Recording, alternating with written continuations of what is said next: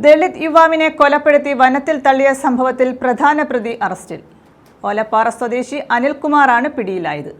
പിറവന്തൂർ തൊടിയകണ്ടം ഓലപ്പാറ പുത്തൻവീട്ടിൽ ഓമനക്കുട്ടനാണ് കൊല്ലപ്പെട്ടത്. പത്തനാപുരം ചണ്ണക്കാമൺ വനമേഖലയിലാണ് മൃതദേഹം കണ്ടത്.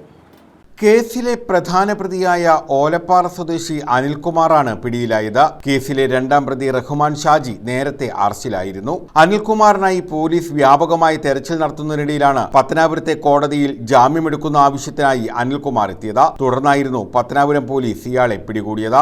അനിലിനെ പിടിക്കുക എന്ന് പറയുന്നത് ഒരു വളരെ ദുഷ്കരമായ സംഭവമായിരുന്നു. കാരണം ഇയാളുടെ ഒരു വ്യക്തമായ ഫോട്ടോ നമുക്ക് ലഭിച്ചിരുന്നില്ല എന്നുള്ളതാണ് യാഥാർത്ഥ്യം. പലപ്പോഴും പല കല്യാണ ആൽബങ്ങളിൽ നിന്നും മറ്റുമൊക്കെ എടുത്ത ഫോട്ടോയാണ്.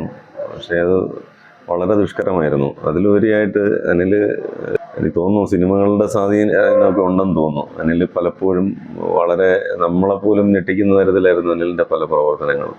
കാര്യം ഇവിടുന്ന് പോയ സമയത്ത് അനിലിൻ്റെ സുഹൃത്തിൻ്റെ മൊബൈലാണ് അനിൽ കൊണ്ടുപോയത്.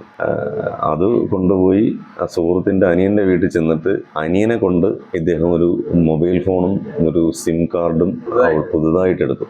നമ്മൾ ആദ്യമേയൊക്കെ അനിലിൻ്റെ ഫോൺ വെച്ചിട്ടായിരുന്നു അന്വേഷണം നടത്തിയിരുന്നത്. പിന്നീട് നമുക്ക് മനസ്സിലായി അനിലിൻ്റെ ഭാര്യയാണ് അതിപ്പോൾ യൂസ് ചെയ്തുകൊണ്ടിരിക്കുന്നത്. പിന്നീട് വളരെ യാദൃച്ഛികമായിട്ടാണ് ഒരു ഫോൺ നമ്പർ നമുക്ക് കിട്ടുന്നത്. ഇയാളുടെ മൊബൈൽ ടവർ കേന്ദ്രീകരിച്ച് പത്തനാപുരം പോലീസ് നടത്തിയ നിരീക്ഷണമാണ് ഇയാളെ പിടികൂടാൻ സഹായകമായത്. മിന്നലാക്രമണത്തിലൂടെയാണ് ഇയാളെ പിടികൂടിയത്. തുടർന്ന് അറസ്റ്റ് രേഖപ്പെടുത്തുകയായിരുന്നു. News bureau, Pathanapuram.